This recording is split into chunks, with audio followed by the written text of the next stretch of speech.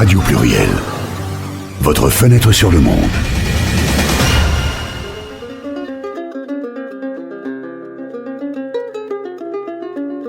Saveurs, sons et accords. Un voyage dans les traditions latino-américaines. Écho d'Amérique latine. Toute la diversité de l'Amérique latine, hablando en espagnol, une mosaïque de culture.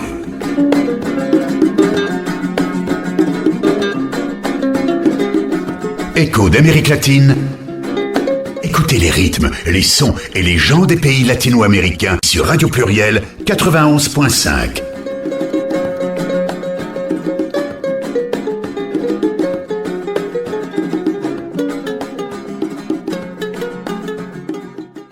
Hola a todos y todas, bonjour à toutes et à tous. Aujourd'hui, Écho d'Amérique latine avec une émission sur le thème de la décolonialité, la décolonialidad. Alors pas de panique, on verra tranquillement ce qu'est la décolonialité. Alors c'est pas la décolonisation, bien qu'il y ait des ressemblances évidemment. Hoy tenemos dos invitados que nos van a ayudar a explicar esta temática, pero antes me gustaría saludar nuestra técnica, siempre Bonjour, de buen humor. Florent, ça va? Hola Larissa, bien y tú? Ok, ouais. Bueno, À tout à lista. l'heure. Larissa y buenas tardes, Sébastien. Buenas tardes. Sébastien, tu es docteur en études latino-américaines à Paris 10 et tu nous parleras de ton domaine d'expertise et le pourquoi de ta venue dans le cadre d'un colloque qui aura lieu en décembre à Lyon 2. C'est ça? Tout à fait. Très bien. Et nous serons également par téléphone avec Justin Petit, professeur de capoeira au Centre culturel de Valence, qui participera à ces discussions sur la colonialité, sobre la decolonialidad. Vamos a pasar las noticias. Primero, hoy les propongo dos noticias. Una primera noticia sobre la biodiversidad en Brasil, del sitio web Premium Boti News. El 20 de mayo, la presidenta de Brasil, Dilma Rousseff, firmó un proyecto de ley sobre la biodiversidad. Un nuevo cuadro jurídico, simplificado para la investigación, el desarrollo y la comercialización basada sobre la biodiversidad. Entonces, las nuevas reglas cambian la manera de conseguir los recursos genéticos y los conocimientos tradicionales de Brasil para las empresas cosméticas, alimentarias y farmacéuticas. Entonces, esta ley instaura los protocolos que las empresas y organizaciones tienen que seguir para utilizar la biodiversidad. Entonces, un progreso, esperamos, para el ético entre negocio y biodiversidad en Brasil. Autre nouvelle qui concerne également le Brésil, mais pas seulement, du site Euronews. Au cours de la récente visite au Brésil, justement, le Premier ministre chinois, alors pardonnez-moi la prononciation, Li Keqiang, voilà, Premier ministre de Chine, il était au Brésil et il a annoncé un projet très controversé de construction d'une voie ferrée de 5300 km. Je ne sais pas si tu en as entendu parler, Sébastien. Voilà, en fait, cette voie ferrée, elle traverserait toute l'Amazonie. Donc, elle ferait la jointure entre l'océan Atlantique et l'océan Pacifique, évidemment. Le coût du projet, 10 milliards de dollars, un montant qui serait financé par la première banque chinoise et le leader brésilien du crédit immobilier, qui créerait un fonds de 50 milliards de dollars. Voilà.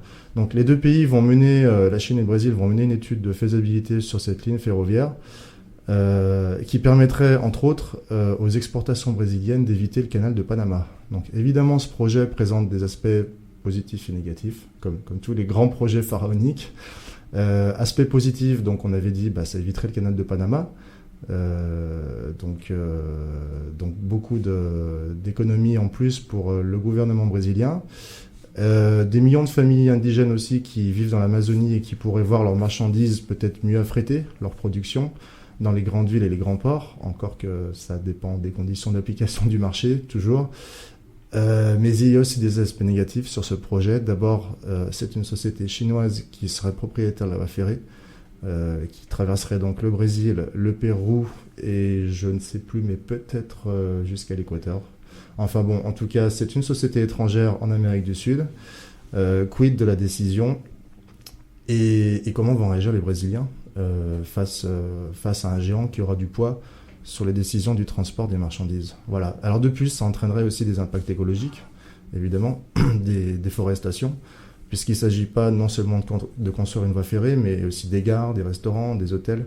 On ne fait pas 5300 km en une fois. Voilà. Donc tout le problème est d'intégrer l'Amazonie dans l'économie du marché en respectant un développement durable et contrôlé. Voilà. Nous faisons une première pause musicale. Larissa, est-ce que tu... Oui, je vais mettre... El Negro de la Costa. J'ai pas trouvé dans la clé la musique, mais j'ai trouvé quelque chose. J'ai une petite surprise. Improvisation totale de Larissa.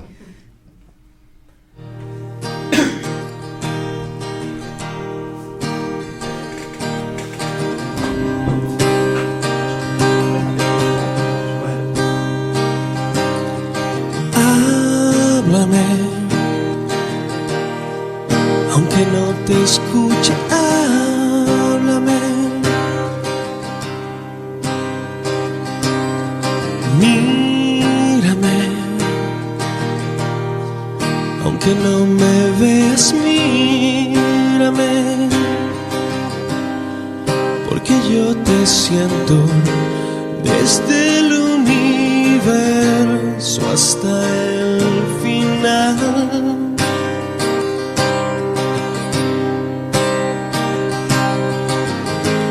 Vivo eternamente en ti. Resistirás que termine este dolor. Oh, perdonaré si ya no estás. Oh, somos los que somos. Estamos solos y nos entendemos a lo lejos. Somos lo que somos. Estamos todos desunidos, pero queremos amor.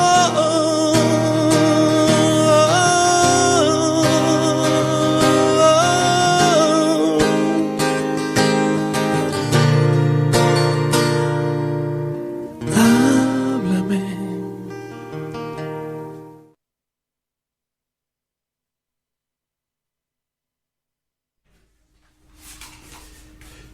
Oui, donc en attendant le retour de mon collègue Florent qui est là, nous sommes en ligne avec Monsieur Petit ou pas?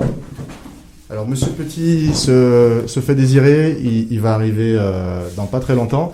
On va commencer tout de suite donc on va ouvrir un petit peu les hostilités, Sébastien, si j'ose dire, sur oui, c'est occupé. Bon. Donc en fait, tu es venu ici aujourd'hui à Radio Pluriel dans le cadre d'un colloque sur la décolonialité. Tu vois que c'est pas si facile, à dire. de prononcer le nom. Alors explique-nous un petit peu le cadre de ce colloque dans un premier temps. Donc c'est un colloque qui aura lieu les 7 et 8 décembre à l'Université de Lyon, à la Maison des Sciences Humaines. L'adresse exacte, je n'ai pas en tête, mais Maison des Sciences Humaines à l'Université de Lyon 2. À Lyon 2, oui, voilà. C'est un colloque que j'organise avec d'autres collègues, mais deux collègues en particulier, Enrique Sanchez et Paul Mbengu. Un qui est maître de conférence en espagnol au Centre de langue, et l'autre qui est anthropologue mexicano-gabonais, qui travaille sur l'Amérique latine. Et l'idée est venue par rapport à une communication qu'on avait faite en Espagne lors d'un colloque sur la différence. Et à la suite de ce colloque, on s'était interrogé sur la question de la différence en Amérique latine. On s'est rendu compte que toute une génération de penseurs latino-américains comme Ramón Grossfogel, Enrique Dussel, Arturo Escobar, qui représentent le groupe Modernidad Colonialidad, donc modernité colonialité, voilà, n'étaient pas connus, même en Espagne. D'accord. Ça c'est un groupe de réflexion. C'est un réseau de chercheurs latino-américains qui essayent en fait de repenser la modernité occidentale, mais depuis des rives latino-américaines. D'accord. Modernité, décolonialité, s'appelle ce groupe. Hein. Modernidad Colonialidad. Ouais. D'accord. Et ils ont déjà écrit, oui, c'est le premier, le plus emblématique, c'est Enrique Dussel, donc qui est un philosophe d'origine argentine, mais qui vit au Mexique depuis de nombreuses années, qui était professeur, parce qu'il est à la retraite maintenant, d'un professeur à la UNAM. Lui, il avait commencé à écrire des textes sur El Otro Descubrimiento, je crois, 1492.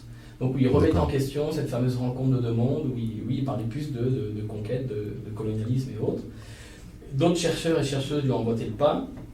Et si on a encore le temps de l'envie. Bien sûr, non, on t'écoute. La date clé, c'est 1492, c'est-à-dire donc la fameuse découverte de l'Amérique, du fameux Nouveau Monde, par Cristóbal Colón, où pour eux, cette date-là constitue une rupture paradigmatique dans la pensée du système monde, on va dire. C'est le début du colonialisme, on peut dire. Le début, oui, de la globalisation. C'est la rencontre de l'Europe avec le monde latino-américain. Voilà, donc oui, première mondialisation, première globalisation. D'autant plus que c'est une globalisation qui a vraiment relié tous les continents, puisque la conquête s'est appuyée sur le commerce triangulaire, notamment. On y reviendra peut-être après, je crois qu'on a M. Petit en ligne. D'accord, je crois qu'on l'a, oui. Petit, est-ce que tu nous entends ? Oui, je suis là. Bonjour, donc juste un petit, toi tu es anthropologue autodidacte, hein, comme tu te qualifies, t'auto-qualifies. Anthropologue, c'est un grand mot, mais autodidacte, oui. Voilà, en tout cas, moi j'ai envie de te qualifier dans ce sens-là. Après ton bac, tu commences des études de sport, puis tu pars rapidement en Afrique, d'après ce que j'ai compris, où tu vas vivre plusieurs mois sans eau, sans électricité, enfin dans des conditions un petit peu différentes des conditions normales en Europe. Puis tu pars au Brésil, dans les favelas, et tu rencontres quelques grands maîtres de la capoeira. On va en parler aussi aujourd'hui parce que c'est lié, cet art afro-brésilien qui met la danse et le combat est lié à notre sujet sur la décolonialité. Tout à fait. Donc une certaine manière de vivre. C'est exact, Petit. J'ai pas fait de faute. Tout est vrai. J'ai fait plusieurs voyages au Brésil pour renforcer mes connaissances sur la capoeira, et c'est vrai que là-bas j'ai rencontré plusieurs maîtres de capoeira qui sensibilisent beaucoup les gens qui visitent aux conditions de vie là-bas, de pas se concentrer que sur l'apprentissage des mouvements, mais de comprendre l'histoire du peuple, la culture, et du coup voilà, ça m'a formé dans mon parcours de vie, on va dire. D'accord. Alors je rappelle que tu es professeur de capoeira au Centre culturel Senzala à Valence. Valence, voilà, c'est ça. Le groupe Senzal, c'est un grand groupe de capoeira qui est connu aujourd'hui dans le monde entier, et puis nous on a une branche de ce groupe-là à Valence. D'accord. Je repars sur toi, Sébastien. Donc, on était en train de dire justement, donc tu restes bien avec nous, Petit. Pas coupé. Sur cette rencontre, donc en 1792 commence le colonialisme et donc forcément aussi la colonialité.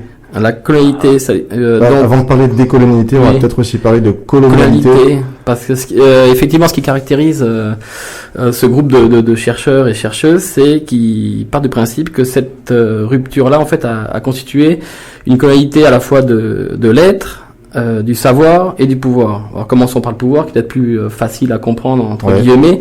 Donc toutes les structures coloniales qui ont été mises en place à la suite de la conquête sont restés en place, en fait, dans les pays, entre guillemets, latino-américains. Je dis entre guillemets parce que, je sais pas, on sait pas comment appeler ce continent, hein, finalement aussi. Puisque la domination est venue des vainqueurs, quoi. Donc, il y a des structures de pouvoir qui sont restées en place, qui sont encore là, et qui fait que on ressent la colonialité, justement, héritée de cette époque-là.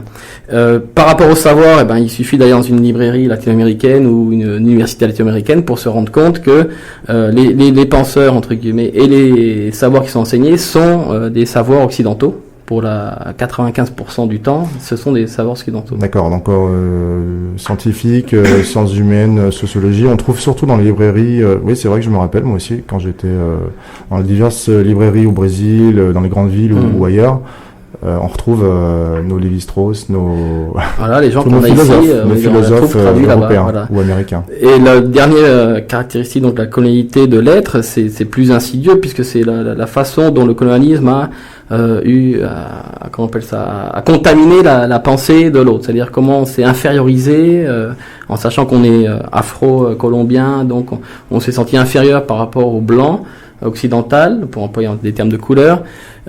Donc c'est tous ces mécanismes-là qui fondent un peu les sociétés latino-américaines, et eux ils appellent à déconstruire, à décoloniser toutes ces structures-là. Donc justement, décolonialité de l'être, la déconstruction. J'aimerais bien qu'on puisse en reparler aussi avec Petit. Je pense que c'est intéressant. On fait une petite pause musicale, tu restes avec nous en ligne et on revient après, cette fois-ci peut-être une chanson. Ouais, une chanson. Larissa, je te laisse décider. D'accord, bah, À tout de suite. à tout de suite.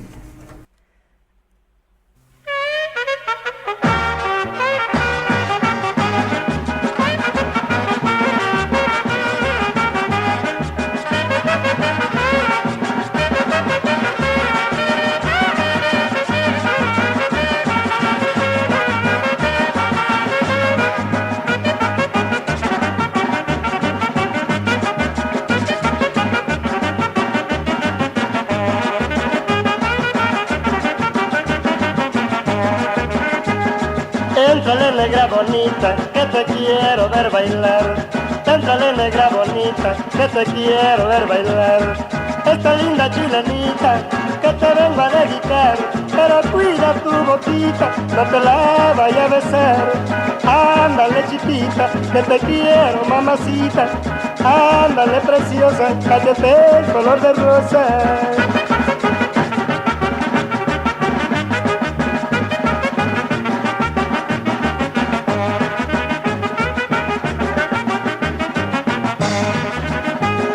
Soy el negro de la costa, de Guerrero y de Oaxaca. Soy el negro de la costa, de Guerrero y de Oaxaca. No me enseñan a matar, porque sé cómo se mata. Y en el agua sé nacer, sin que se moje la rieta. Y ándale chiquita, que te quiera. Ándale preciosa, cállate, es color de rosa.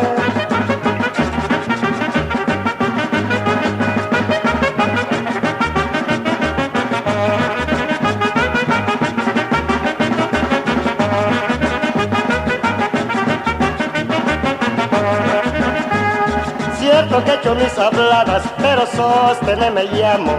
Cierto que he hecho mis habladas, pero Sóstenes me llamo. Y no hay ley más respetada entre todos mis paisanos que un machete entre mis manos. Pero ándale chiquita, que te quiero mamacita. Ándale preciosa, cállate, es color de rosa.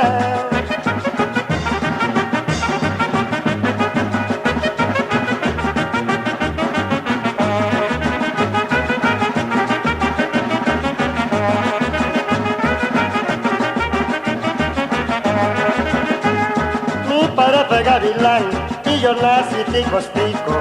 Mi padre fue gavilán y yo nací tico. Soy como el tarantantán, que donde quiera pego el pico. La polla que a mí me gusta, yo le echo la ley y la piso. Pero ándale chiquita, que te quiero mamacita. Ándale preciosa, cállate, color de rosa. Vibrez aux rythmes et couleurs de l'Amérique latine tous les vendredis, 16h-17h, avec Écho d'Amérique latine. On a écouté El Negro de la Costa, c'est ça? C'est ça. C'est ça. Volvemos a nuestra emisión sobre la decolonialidad avec Petit, professeur de capoeira à Valence, et Sébastien Lefebvre de Paris 10 sur les études latino-américaines. Petite remarque sur la musique, je crois. Peut-être, ouais, c'est avant d'enchaîner avec Monsieur Petit. Donc ça, c'est une chanson, c'est une chilena, donc de la Costa Chica de Mexico, côte pacifique, et intitulée Yo soy el negro de la costa. Je suis le noir de la côte. Alors ça peut paraître, justement, on parle de décolonialité, ça peut paraître un peu bizarre, puisqu'on reprend des catégories coloniales. Je suis le nègre, parce que bon, la traduction en français, ce serait je suis le nègre de la côte. Et on se dit qu'est-ce que ça vient faire dans une émission décoloniale. Mais ce qui est intéressant, c'est que cette phrase affirmative Yo soy el negro de la costa rentre c'est une sorte de discursivité contre-hégémonique au texte narratif mexicain. C'est-à-dire le texte narratif de l'identité nationale au Mexique n'inclut pas les Afro-Mexicains. Donc on constate, c'est un peu le thème de mes recherches, on constate que quand on étudie les textes des chansons, on se rend compte que par la musique et la danse, ils ont réussi à continuer à exister en tant que personnes humaines, justement une déshumanisation qui a commencé en 1492, et que par la musique, ils revendiquent une certaine négritude qui va les réhumaniser en fait par rapport au texte discursif occidental qui tendait à les déshumaniser. Voilà, mais on y reviendra peut-être après. Merci pour cette explication, Sébastien. Moi je voulais savoir comment, à travers tes différents voyages, on se rend compte déjà de la colonialité de l'être en fait. Comment on se rend compte qu'il existe une colonialité en chacun de nous et surtout en chacun des gens que tu as rencontrés dans l'hémisphère sud. Alors, pour parler du Brésil plus particulièrement, c'est là où vraiment c'est le plus frappant pour moi. On se rend très vite compte au Brésil que les Blancs sont riches et les Noirs sont pauvres. Et que c'est un fait, ils habitent très proches les uns des autres géographiquement parlant, mais il y a un clivage très fort. Donc toute personne qui voit ça, alors qu'on n'est pas habitué à un clivage aussi fort, on se rend compte tout de suite que il y a des conséquences de l'esclavage, il y a des conséquences... Donc déjà, de prime abord, visuellement, c'est très fort. On voit la plage des riches où tout le monde est blanc, et ceux qui servent, ils sont noirs. Tout de suite, c'est assez visuellement, c'est flagrant. Un petit peu comme dans les films des années 80. Ouais, les telenovelas. Voilà, les James Bond, comme les vieux James Bond, quoi, on va dire. Exactement. Et du coup, après, c'est en discutant avec les gens. Là, c'est le premier aspect visuel qui est fort, mais c'est l'observation. Avec les gens, on s'aperçoit que beaucoup de gens qui sont afrodescendants ont aucune connaissance vis-à-vis de l'Afrique, et voire même qui rejettent, pour certains, soit leur partie noire, soit leur partie africaine, soit qui valorisent vraiment le fait d'être métis ou d'être plus clair, ou même les termes qu'ils emploient pour désigner les cheveux des blancs, les cheveux lisses, c'est les beaux cheveux.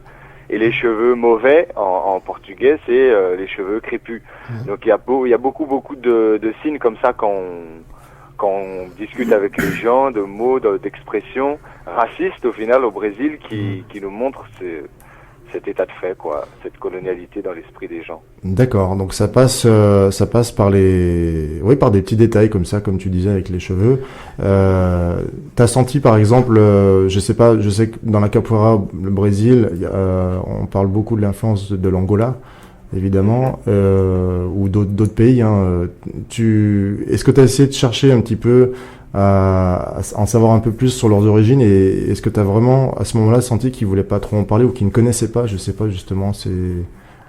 Alors là et encore, il y a deux types de personnes. Il y a eu un mouvement dans les années 80 dans la capoeira qui a cherché à revaloriser beaucoup l'africanité de la capoeira, donc revaloriser la négritude, on va dire, tout un mouvement noir pour se revaloriser en tant que peuple afrodescendant.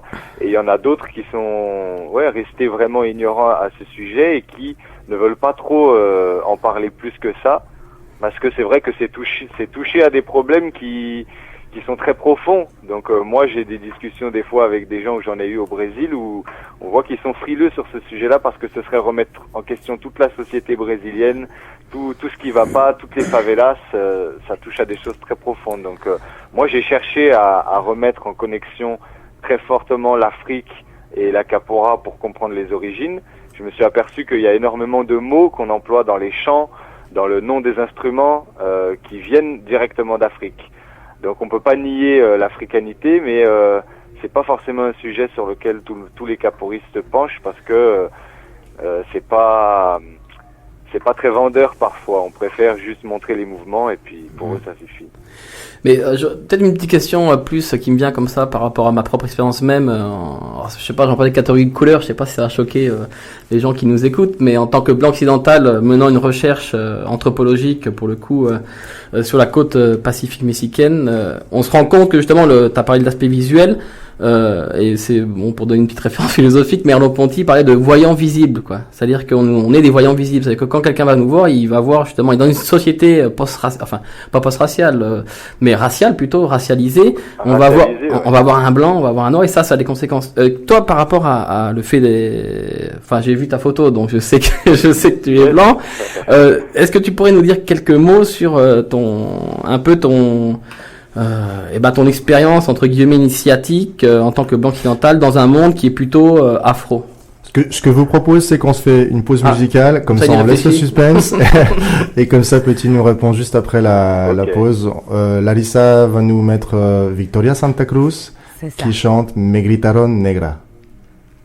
¿Soy acaso negra, me dije? Sí. ¿Qué cosa es ser negra? Écho d'Amérique latine. Yo no sabía la triste verdad que aquello escondía. ¡Negra! Y me sentí negra. ¡Negra! Como ellos decían. ¡Negra! Y retrocedí.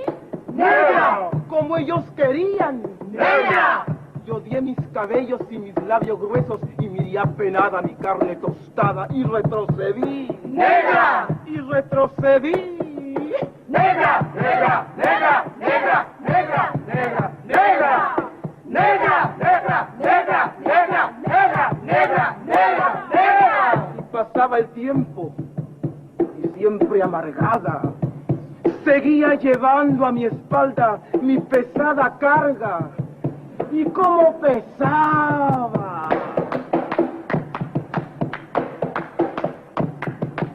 Me alacé el cabello, me polvé la cara, y entre mis entrañas siempre resonaba la misma palabra.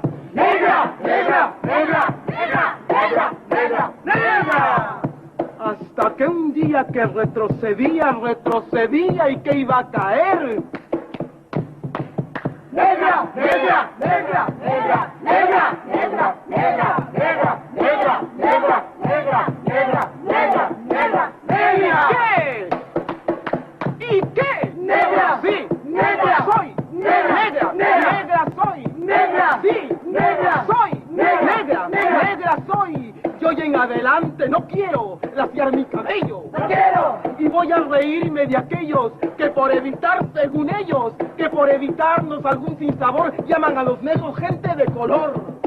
¿Y de qué color? ¡Negro! ¿Y qué lindo suena? ¡Negro! ¿Y qué ritmo tiene? ¡Negro, negro, negro, negro, negro, negro, negro, negro, negro, negro, negro, negro, negro, negro, negro! Al fin comprendí. ¡Al fin! Ya no retrocedo. ¡Al fin! Y avanzo segura. ¡Al fin! Avanzo y espero. ¡Al fin! Y bendigo al cielo porque quiso Dios que negro azabache fuese mi color y ya comprendí. ¡Al fin! Ya tengo la llave. Negro, negro, negro, negro, negro, negro, negro, negro, negro, negro, negro, negro, negro, negro. Saveurs, sons et accords, un voyage dans les traditions latino-américaines. Volvemos a nuestra emisión sobre la decolonialidad con Sebastián, doctor en estudios latinoamericanos en Paris 10, y con Petit, professeur de capoeira en el Centro Cultural Senzala en Valence. Sébastien Petit, vous êtes toujours avec moi? On est toujours là. Bon, très bien. On était donc en train... je crois que tu avais posé une question justement à Petit, ouais, Sébastien. Comment s'il peut nous parler un peu de son expérience de blanc occidental dans son chemin vers la capoeira, quoi, qui est plutôt un monde afro entre guillemets, quoi. De la façon dont j'ai intégré le milieu de la capoeira, c'est ça? Ouais, puisque tu as ressenti aussi en tant qu'Européen quelque part, quoi. Donc moi, j'ai commencé la capoeira en France. Donc j'ai été, on va dire, initié. J'ai rencontré des Brésiliens ici en France. Et quand je suis allé au Brésil, c'était pour la capoeira. Donc j'avais déjà un lien et une raison d'être là-bas. Et quand j'allais rencontrer des maîtres afrodescendants, c'est vrai qu'on avait ce lien déjà établi. Donc quelque part, la capoeira, ça, je peux pas dire que ça abolit toutes les frontières, mais ça donne un lien très fort déjà, où les gens qui t'accueillent te voient déjà autant aussi un Européen, mais autant que capoeiriste aussi. Donc ça crée un lien plus facile que si on est juste un touriste. Est-ce que ça suscite l'admiration des Européens qui viennent faire de la capoeira au Brésil, ou au contraire en se disant bon bah celui-là il est un peu perdu, qu'est-ce qu'il vient faire chez nous? Enfin comment tu l'as ressenti? Au Brésil, tu t'entends? Au Brésil, ouais. Non, les Brésiliens ils sont très fiers de voir des étrangers venir apprendre la capoeira. D'accord, donc c'est plutôt pour eux, ils sont très très fiers parce que la capoeira, elle a été marginalisée au Brésil, elle a été interdite par le code pénal jusqu'en 1930 quasiment. Ouais, je crois donc que c'était Vargas qui l'avait rétabli, voilà. Qui l'avait remise. Voilà. Donc encore une fois, il y a quelque chose d'intéressant, c'est que avant que la capoeira, quand elle était dans le code pénal et interdite, elle était vraiment vue comme quelque chose d'africain. À partir du moment où on l'a sortie du code pénal pour la légaliser et l'autoriser, on a commencé à dire que c'était la lutte nationale brésilienne.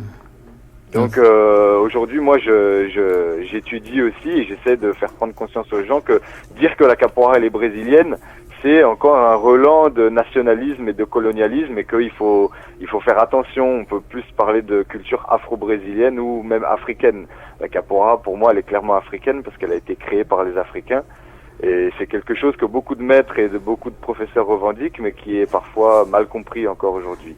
Mais les professeurs et les maîtres sont très contents de voir des étrangers venir apprendre, parce que c'est une réussite pour eux. C'est une réussite de voir leur propre culture se propager dans le monde. Bien sûr. Et justement, après avoir passé, donc, tu as passé combien de temps au Brésil, petit ? Chaque fois que j'y suis allé 2 mois, et j'y suis allé 4 fois en tout. Voilà, j'y suis allé en 2003, 2004, j'y suis retourné en 2007 et en 2012. Et à travers tes différents voyages, aussi en Afrique, hein, bien sûr, et au Brésil, comment commence le processus en fait de déconstruction de la pensée, on va dire, de colonialité, de déseurocentralisation, Chez moi, je pense que ça a commencé très tôt parce que mes meilleurs amis d'enfance, on va dire, à l'âge de 14-15 ans, c'était des Sénégalais, des Tunisiens. J'allais chez eux, je voyais comment la famille fonctionnait. En Europe, on peut dire ce qu'on veut, on a un noyau familial qui est très éclaté, on a des mauvaises relations avec nos parents, il y a la crise d'adolescence. J'ai vu que tout ça n'existait pas vraiment dans le milieu africain, ou qu'en tout cas il y avait encore un lien très fort familial, très soudé, des valeurs de respect très très fortes, et je pense que ça m'a inspiré et ça m'a marqué. Donc très tôt dans ma vie j'ai vu ça, et dès que j'ai commencé à voyager, j'ai vu ça en Afrique même, les valeurs très fortes là-bas de respect, de famille, ça déseurocentre très fortement. Après j'ai peut-être une autre question qui... Allô ? Oui. Allô ? Oui, on t'écoute. Non, c'est parti ? Allô ? Ah oui ? Tu nous entends ? Faut peut-être ça a coupé. J'avais posé une question à Petit sur... Alors du coup c'est moi qui vais te poser une question, voilà. Sébastien, avant de refaire une petite pause musicale. Je vais te poser un petit peu la même question qu'à Petit, dans le sens comment toi en fait tu t'es intéressé à la décolonialité. Est-ce que c'est à travers tes voyages, à travers tes relations, à travers tu sentais que c'était en toi? Comment tu... c'est par la pratique de ce qu'on appelle l'anthropologie, la pratique de terrain, c'est-à-dire que on se rend compte sur le terrain que notre corps n'est pas neutre, qu'il a un capital racial qui n'est pas neutre non plus, qui est surtout un capital racial valorisé de la part de sujets subalternisés, si je peux créer un néologisme un peu. Et ça m'a fait réfléchir de ma position. Je dis mais pourquoi souvent on essaie de, par exemple, je mentionne souvent l'exemple quand au Mexique on mange avec les tortillas, on mange avec les mains. Ouais. Et moi à chaque fois on voulait me donner une fourchette ou un couteau, enfin fourchette et couteau, mais je dis non, moi je veux manger comme vous, parce que je suis là pour apprendre votre culture. Et on me disait non mais prends une fourchette. Bon, au début par politesse j'avais pris, mais tu arriveras mieux. Après je prenais plus de fourchette évidemment pour manger, parce que ça correspondait pas à ce que je voulais vivre sur le terrain. Donc des petits détails comme ça où ça m'a fait réfléchir. Je dis bon, mais qui je suis déjà pour aller voir les autres. Déjà premièrement qui je suis, qu'est-ce que je prétends faire en allant voir les autres, et pour résumer, depuis quelle position je vais parler. Et là, je me suis rendu compte que je parlais, même si je ne le voulais pas, depuis une position de blanc occidental. Donc, dans ma tête, il y a toute une partie, ce qu'on appelle en anthropologie, partie réflexive, où je questionne cette démarche-là, où j'essaye de voir quelles ont été les conséquences en termes de construction de mon discours anthropologique sur les populations, avec les populations avec qui j'ai vécu. Mais c'est très très dur, encore une fois, parce que la science occidentale se pose pas ce genre de questions. Donc quand quelqu'un arrive comme ça et se pose des questions, on va le taxer de narcissiste, d'égocentré, donc c'est très dur à faire passer dans une thèse, d'imposer une partie réflexive. J'ai quand même réussi, parce que j'ai une directrice de thèse qui m'a quand même laissé beaucoup de liberté. Mais ça a posé problème, parce que ça remet en question les pratiques de nos enseignants. Bien sûr. Qui s'interrogent pas sur depuis quelle position ils parlent. Et c'est une position finalement de ce que critique un peu le groupe de Modernidad Colonialidad, d'universalisme depuis Descartes, où c'est le penseur occidental qui va penser selon ses catégories, et c'est ces catégories-là qui sont universelles, qui sont bonnes. Très bien. Donc en fait, on voit qu'à travers justement cette expérience que tu as vécue au Mexique, et avec un parfait exemple de pas la fajita, La fajita. c'était quoi La tortilla. La tortilla, pardon. Ça illustre un peu, ouais, la prise de conscience de la rationalité occidentale et la potentialité des autres. On va en parler des autres avec un grand A qui sont les autres, qui sont tous ceux qui sont pas occidentaux. Après une courte pause, vamos a escuchar una canción de capoeira de Carolina Suárez que se llama Eu Já Vivo Enjoado.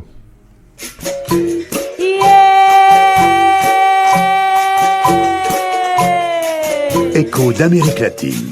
Eu já vivo enjoado de viver aqui na terra. Ó mamãe, eu vou pra lua. Falei com minha mulher. Ela então me respondeu: nós vamos, se Deus quiser. Vamos fazer um ranchinho todo feito de sapé. Amanhã às 7 horas nós vamos tomar café. Porque eu nunca acreditei, nem posso me conformar que a lua vem à terra, que a terra vem à lua. Tudo isso é conversa pra comer sem trabalhar. Ó senhor amigo meu, escute o meu cantar. Quem é dono não ciúma, quem não é quem ciúma, ha, ha. É hora, é hora.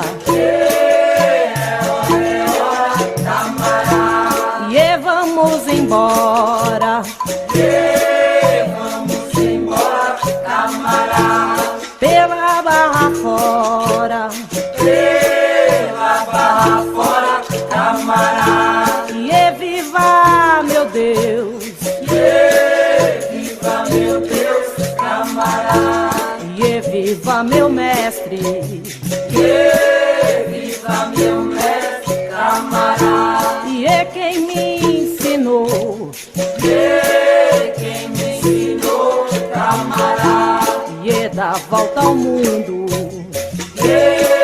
dá volta ao mundo, camarada. E é que o mundo deu, que o mundo deu, camarada. E é que o mundo dá, que o mundo dá, camarada. Saveurs, sons et accords, un voyage dans les traditions latino-américaines. Retour sur une émission sur la décolonialité avec Sébastien Lefebvre et Justin Petit, et avec toujours aux platines Larissa. Todo bien, Larissa? Ça va, tout bon, bien. Très bien. Petit, tu es toujours avec nous? Oui, je suis là. Ça y est. Super.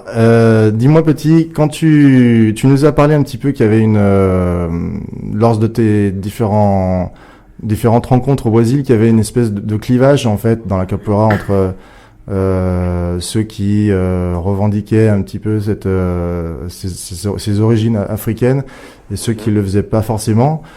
Comment toi aujourd'hui au centre culturel Senzala à Valence, tu fais passer la décolonialité dans ton enseignement? J'insiste beaucoup sur l'histoire. L'histoire de la capoeira, et à travers l'histoire de la capoeira, j'aborde l'histoire du Brésil lui-même, donc ça veut dire l'histoire de l'esclavage.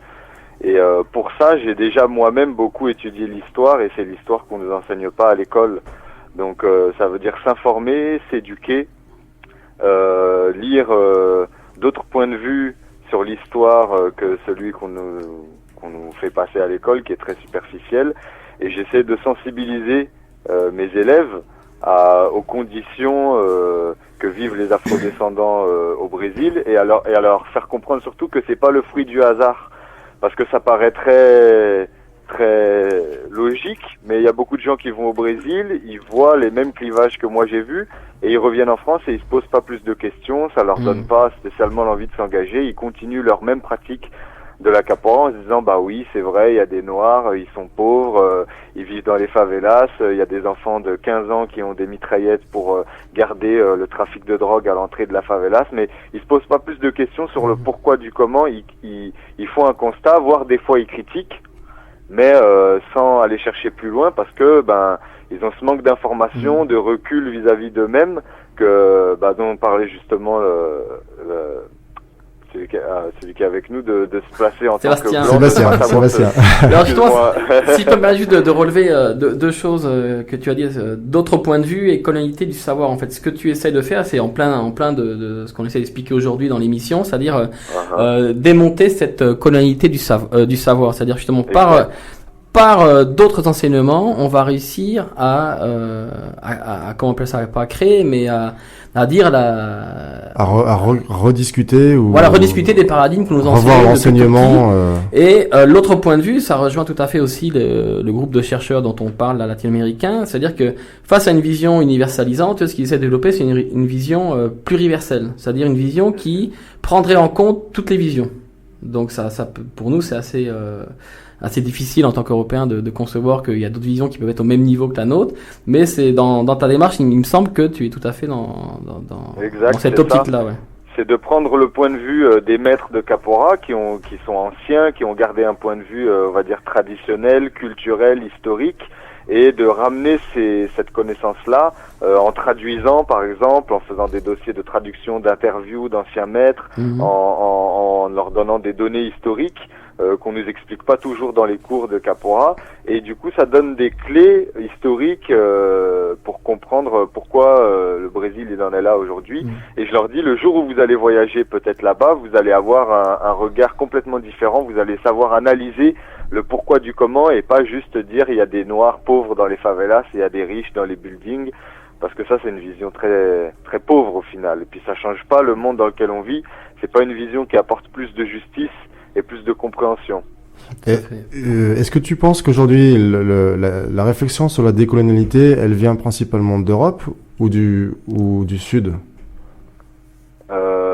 C'est difficile à dire, hein. Je pense que le monde entier est en train de se réveiller. Il n'y a pas je pense que de toute façon le monde entier en a besoin, mais je pense que c'est deux choses, c'est deux décolonialités différentes. Ça veut dire qu'au Brésil, ils ont besoin de récupérer l'estime d'eux-mêmes, et nous, on a besoin d'abaisser un peu notre orgueil d'occidentaux et de dire, justement, notre vision, elle n'est pas universelle et on peut pas imposer notre vision au monde entier. Et ça, c'est très très difficile pour la plupart des occidentaux quand on a été éduqués dans ce schéma-là. Donc, je pense que la décolonialité, elle est, j'espère qu'elle est globale en tout cas, mais c'est chacun aura son rôle à jouer en tout cas dedans. Et l'autre point c'est la façon dont tu vas réintégrer l'histoire des populations africaines au Brésil, c'est assez intéressant parce que l'histoire occidentale a souvent évacué les populations africaines en disant bon, il y a eu métissage, elles sont métisses, et par ailleurs, on peut pas faire le lien avec l'Afrique puisque elles ont été déportées, les cultures ont été cassées entre guillemets. Alors que quand on se rend compte, justement, quand on interroge la capoeira, quand on interroge même, il y a d'autres danses, un combat, je sais pas si tu connais, je crois que c'est en Martinique, c'est le damier, je crois. Le damier, le ladja. Voilà, le ladja. En Haïti, je crois, c'est danse bâton. Je crois qu'on appelle ça le bâton, je crois qu'on appelle ça. Mais dans toutes les Caraïbes, jusqu'aux États-Unis, il y a des traces de lutte ou de lutte dansée avec de la musique, et on retrouve en Jamaïque aussi, on avait des images de ça. Donc ouais, il y en a. Il y a le meringue, je crois aussi, à La Réunion, si je me trompe pas. À La Réunion, exact. Et mais ce qui est intéressant, justement, c'est que quand on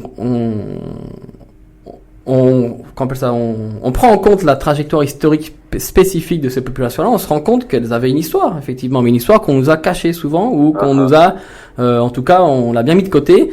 Et ce qui fait que dans la lecture qu'on peut faire des présences africaines en Amérique, si on recrée ce lien diasporique, on se rend compte que les peuples ont une histoire, quoi.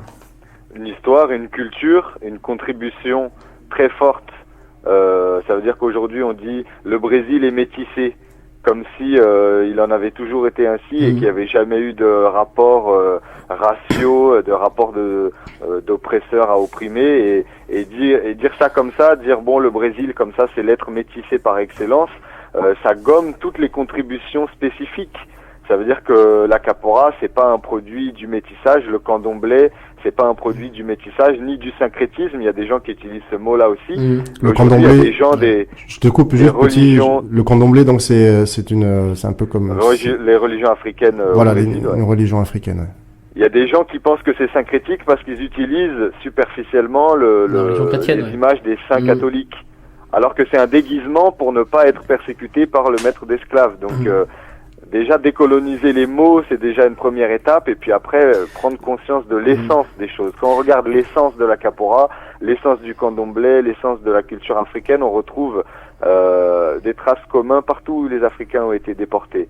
Donc on peut pas nier ce lien diasporique. Et pourtant justement moi je peux en parler, puisque chaque fois que je vais à un colloque où j'essaye même pas de retrouver l'essence, parce que je suis pas dans une position de recherche d'essence africaine, mais simplement de dire bon, c'est comme si on déportait des Bretons demain en Amérique, les Bretons vont arriver avec leur culture. Donc pourquoi ça marcherait dans un sens et ça marcherait pas dans l'autre?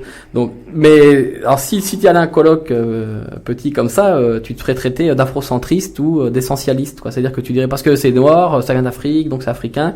Mais par ailleurs, ce qu'il faut interroger, c'est ça, et ça replace justement, parce que un auteur comme Ramon Grossfogel, lui, il parle du texte de l'homme blanc occidental, patriarcal, hétérosexuel. Il a toute une gamme de textes comme ça pour dire que c'est ce texte-là qu'on a imposé en fait aux populations autres, et 1400, que j'arrive pas à le dire bizarrement, 1492, en fait, ça signifiait à la fois des génocides, mais aussi ce qu'il appelle des épistémicides, c'est-à-dire qu'on a tué la pensée de l'autre. Donc il dit qu'il y a eu 4 épistémicides, notamment déjà les moros qu'on a expulsés, les moros et judíos, donc les morts et les juifs qu'on a expulsés d'Espagne à la même année de cette fameuse découverte. À la même époque, on brûlait justement des femmes sorcières, enfin qui étaient prétendues sorcières en Europe. Donc comme on pouvait pas brûler leurs livres puisque c'était une tradition orale, on brûlait des corps pour supprimer tout ce savoir-là qui n'était pas un savoir, qui était passé par le filtre de la raison, etc. Et il y a eu ensuite les génocides épistémicides des peuples indigènes et des peuples africains. Donc c'est un peu aussi ce cadre-là de penser que la décolonialité développe. Après, pour moi, l'argument de l'essentialisme, c'est l'arme récurrente de la suprématie blanche ou de l'eurocentrisme. C'est l'arme qu'ils utilisent. L'argument facile, ouais. Voilà, l'argument facile pour décrédibiliser, alors que pour moi, d'une certaine façon, ils défendent une essence blanche aussi. Une essence mais qui n'a pas besoin de se dire en fait européenne, mais qui est déjà là. C'est ça la suprématie blanche au final. Florent, je vous propose une petite pause musicale. Non mais c'est très bien, je vois que la discussion, j'arrive même pas à arrêter la discussion, ce qui prouve que le débat est déjà déjà réussi. Vamos a escuchar los cuates de Sinaloa, una canción la canción que está en la película de Breaking Bad. Vibrez aux rythmes et couleurs de l'Amérique latine tous les vendredis, 16h-17h, avec Écho d'Amérique latine.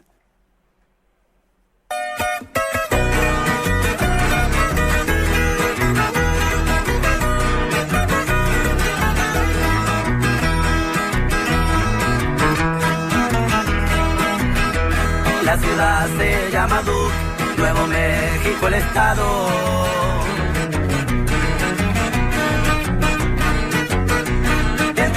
Gente mafiosa, su fama se ha propagado, causa de una nueva droga que los gringos han creado.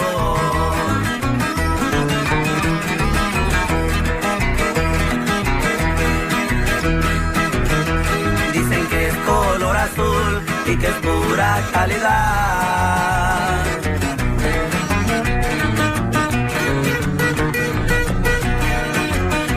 Esa droga poderosa que circula en la ciudad y los dueños de la plaza no la pudieron parar.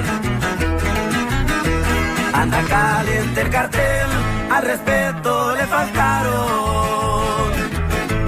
Hablan de un tal Heisenberg que ahora controla el mercado. Nadie sabe nada de él porque nunca lo han mirado.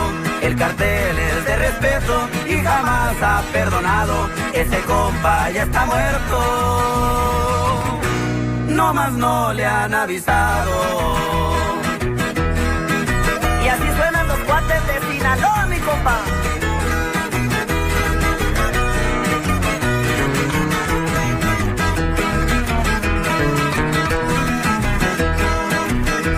La fama de Heisenberg ya llegó hasta Michoacán. Volvemos a nuestra emisión sobre la decolonialidad con Sebastián Lefebvre y Justin Petit. Una pregunta, une question. Est-ce que tu penses aujourd'hui que, à travers la capoeira, évidemment, on fait passer ce message qu'il existe une colonialité et que la décolonialité a tout son sens. Alors j'ai lu dans plusieurs rapports qu'il fallait faire preuve de désobéissance. Quel est ton avis là-dessus? Alors désobéissance, ça suppose en fait que désobéissance par rapport au fait que si on parle de décolonialité, on est forcément critiqué sur le thème de. Tu poses la question. Petit, okay. Je te laisse. Ouais, j'ai pas bien compris dans la désobéissance. Désobéissance. On est critiqué par la majorité des gens. C'est-à-dire que la décolonialité est encore beaucoup critiquée aujourd'hui. C'est pas un thème qui est facilement abordé, ou enfin qui fait pas unanimité en tout cas. Exact. Et je pense que tu as dû en faire l'expérience. Pour moi, il y a un point qui est difficile à aborder souvent avec les Occidentaux, c'est que ils pensent qu'on peut combattre le racisme sans parler de race. Or, ça n'a pas de sens. Si on veut combattre le racisme, on doit parler, même si la race, on la considère être une construction culturelle ou idéologique, mais on peut pas combattre le racisme sans parler de race, tout comme on pourrait pas combattre le viol sans parler des violeurs ou des victimes. Ou, enfin, donc du coup, si on demande aux gens s'ils sont contre le racisme, tout le monde est contre le racisme. Mais si on leur demande qu'est-ce que vous faites vraiment contre le racisme, ou est-ce que vous vous rendez compte qu'il y a du racisme en France, la plupart, j'entends par là des occidentaux blancs, ils s'en rendent pas du tout compte et ils vont même penser qu'il y en a pas en France. Donc de ce point de vue-là, c'est difficile parce que des fois, en abordant certains sujets, on passe soi-même pour un raciste alors qu'on est fondamentalement antiraciste, mais on est obligé d'aborder certains thèmes, le thème racial par exemple, le thème du métissage, qui est parfois très très mal compris. Dès qu'on émet des réserves sur le but du métissage, ou en tout cas le discours qu'il y a derrière, parce qu'au Brésil, il faut savoir que le métissage, ça a été servi comme une arme, on va dire, de blanchiment de la nation, et ça c'est très clairement expliqué par les élites. Dans toute l'Amérique latine, ouais. Voilà, dans toute l'Amérique du Sud. Parce que moi j'ai un peu un problème aussi avec l'Amérique latine. Ah oui, c'est compliqué, ouais. Parce que c'est vrai que j'imagine que les autochtones qui vivaient là, ils avaient rien de latin et ils n'ont jamais demandé à... Les peuples originaires parlent de Abiala. Donc ils ont repris un terme qui est un terme d'un groupe culturel colombien, ils parlent d'Abiala. Et les collègues afro-américains, pour le coup, ils se catégorisent maintenant en tant, enfin pas tous, mais ça commence à émerger, afro-abialense. Voilà, donc... Afro-descendants non, afro-abialense, ils ont repris le nom indigène en mettant en préfixe afro. Ouais, voilà. D'accord. Donc voilà, il y a certains thèmes qui sont difficiles. Le racisme au Brésil, c'est encore extrêmement fort. Ça régit même toutes les relations raciales au Brésil. Et la décolonisation, je pense que c'est avant tout la décolonisation des esprits. Donc les propres Européens doivent se décoloniser spirituellement, accepter que leur vision est pas universelle, qu'il y a des modèles culturels qui sont différents et qui sont tout aussi valables et viables que les modèles occidentaux modernes. Et ça, c'est vrai qu'on ne se fait pas que des amis en défendant un point de vue non occidental. Mais bon, j'ai envie de dire que ça fait partie de la lutte et que... C'est sûr. C'est un sujet qui est encore assez récent aussi, et c'est peut-être aussi pour ça que... Je sais pas, il a quelques décennies, c'est pas un sujet dont on parle depuis...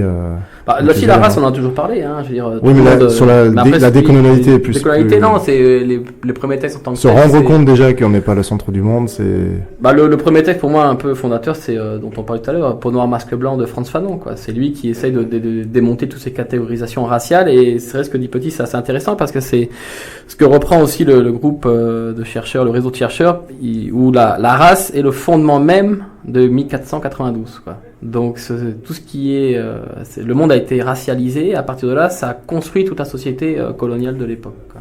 Tout à fait. Je rajouterais aussi, il y a une autre référence qui est importante, Edouard Saïd, l'orientalisme. Ouais, bah alors ça, là, on parle plus de l'Afrique. Mmh.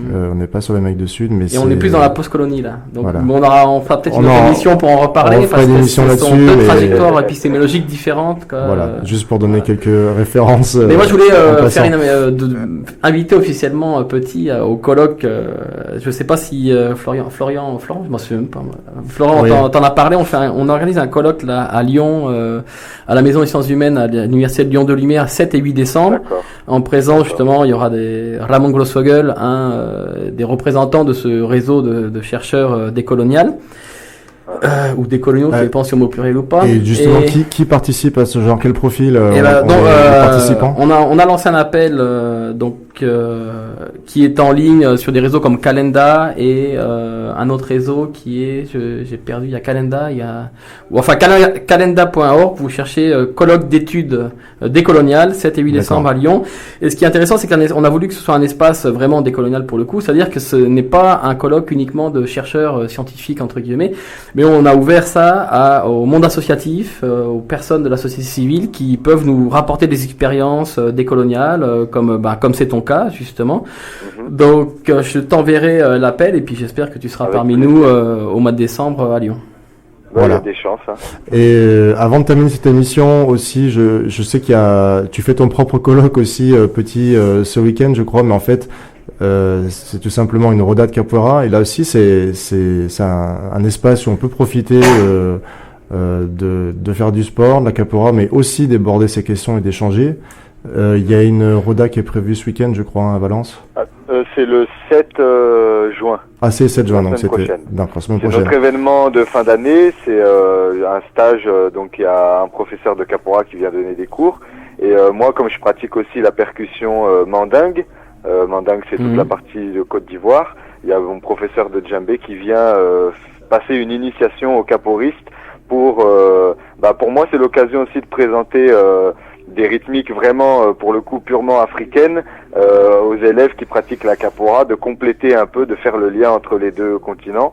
Donc il y a mon professeur de percussion mandingue qui vient faire une initiation en plus de la capoeira. Et à la fin de la journée, à partir de 17h, il y a une ronde de capoeira qui est ouverte à tous les caporistes qui veulent venir. Et bien sûr, on a toujours un temps de discussion, de débat ouvert sur toutes ces questions. C'est très large. La capoeira, elle nous ouvre des questionnements très larges. Donc, que ce soit l'histoire, les relations raciales, l'africanité, un combat pour plus de justice et plus d'égalité, même des fois au niveau européen ou en France, comment nous on peut changer les choses autour de nous, parce que c'est bien de faire le lien, de se battre pour les gens au Brésil, mais bon, nous on a aussi des actions à mener ici sur place. Donc, la décolonialité commence par nous-mêmes. Tout à fait. C'est sur ces paroles qu'on va se quitter. Merci Petit, merci Sébastien. Merci à vous. Les petits colloques font les grands. Donc rendez-vous le 7 juin à Valence au Centre culturel Senzala.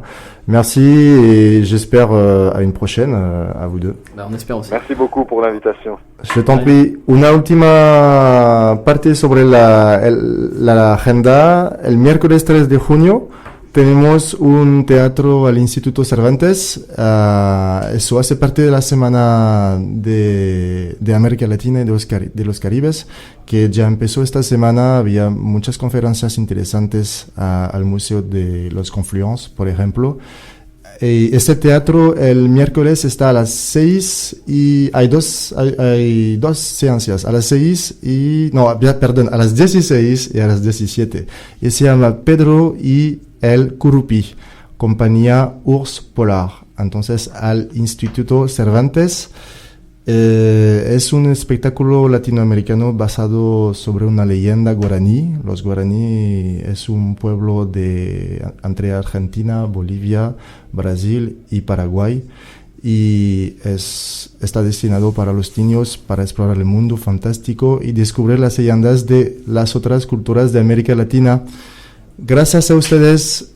Gracias. À bientôt, Larissa. Merci pour ton support. Con mucho gusto. Et tout de suite, nous écoutons Los Super 7, groupe mexicain Calles 16. Adios.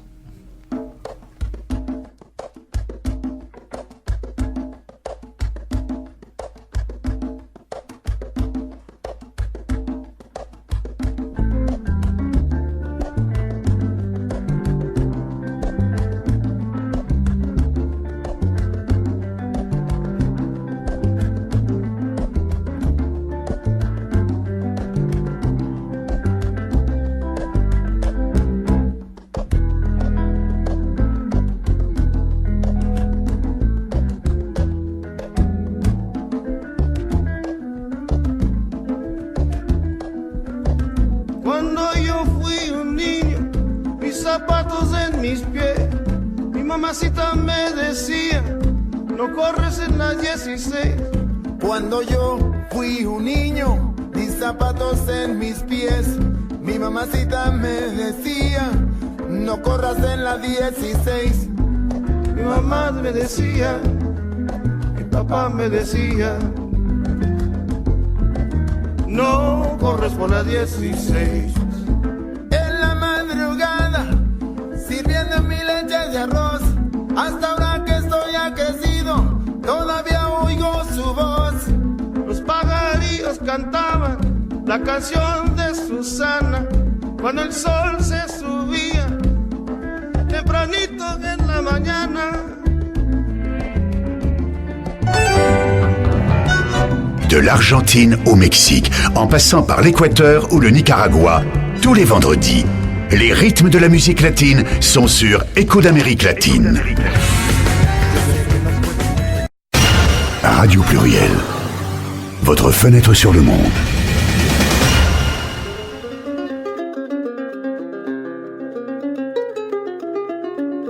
Saveur, son et accord, un voyage dans les traditions latino-américaines. Écho d'Amérique latine, toute la diversité de l'Amérique latine, hablando en espagnol, une mosaïque de culture.